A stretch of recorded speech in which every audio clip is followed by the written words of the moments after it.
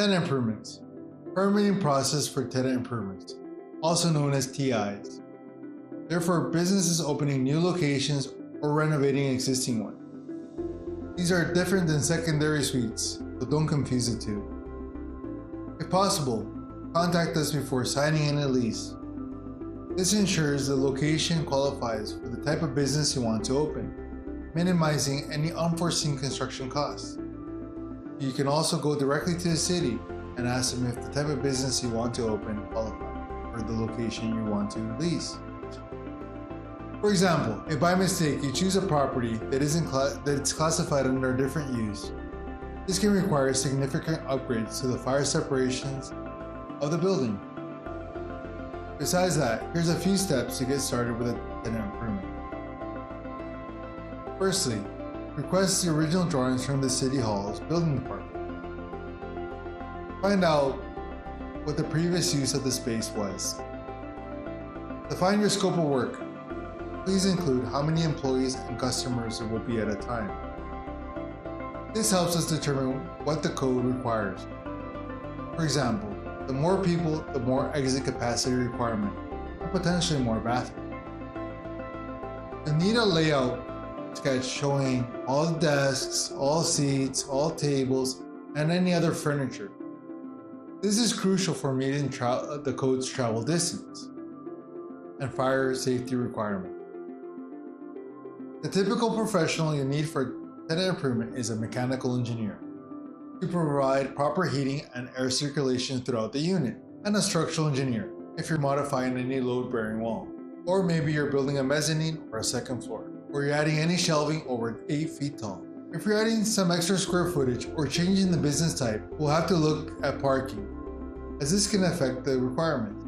Additionally, you'll require an architect if any of the following items apply to your project. The building is larger than 6,460 square feet, or there's a change of use, meaning that the proposed business is different than the last. For example, you're going from offices to retail, or if you're making changes to the building's exterior. The building is more than 3 stories, or it's a commercial building classified as a Group B, like a hospital, or Group A, like a daycare, or a restaurant with a building area over 4,950 square feet. Please note that these characteristics apply to the building itself, not just your unit. These guidelines are set by the Architects Act.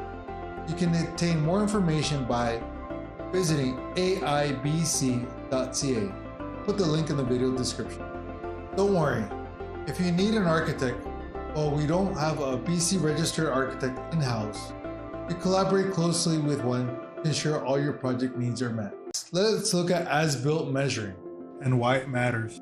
As-built measuring is needed when the city has no original drawings of your home or business, or if there has been significant changes since the last building permit set of drawings. A significant change is anything that's hard to mark on an existing set of drawings. We use a LiDAR scanner that takes 360-degree photos and scans the rooms.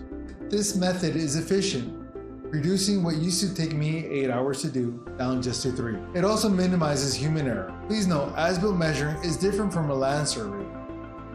While we focus on the interior of the building, a certified land surveyor handles the exterior. The surveyor will measure the property's boundaries, grades, and in case of a renovation, the exact location of the house in relation to the lot. By now, you know zoning and building codes are not an easy feat. The building code alone are 2 binders, 4 inches thick, but if you ask a carpenter, he's going to say it's only 3.5.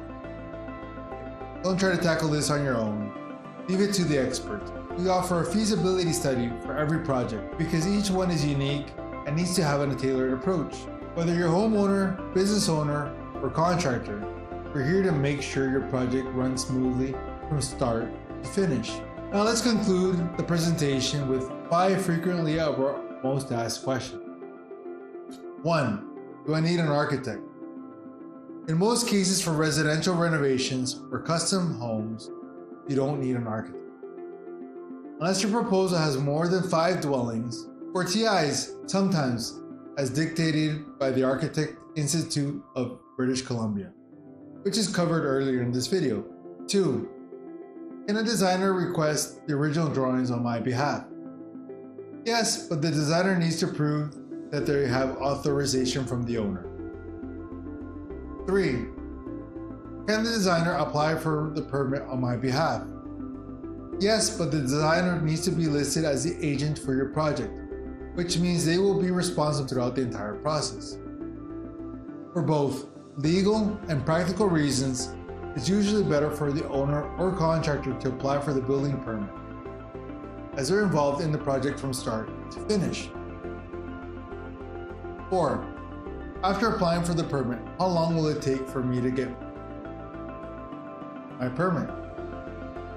The typical turnaround time for a building permit is 4 to 8 weeks after submitting your application. However, in busy periods, especially in cities like Vancouver, it can take up to 12 weeks. 5. What will my project cost be? I'll cover project costs on a future video. However, I cannot give you exact costs of your construction, as prices between materials and contractors can vary widely. But I can help you understand what is required to build in 2025, which may impact your budget. And since you've made it this far into the video, I'll tell you this. The biggest cost in any construction is typically the finishes. I hope you found this video helpful, and if you have any questions specific to your project or want to learn more about our process, feel free to reach out by phone, email, or send us a text to the number on the screen. I hope this video has cleared up any uncertainties you have about getting started with a building permit. This was your host, Edward Vega.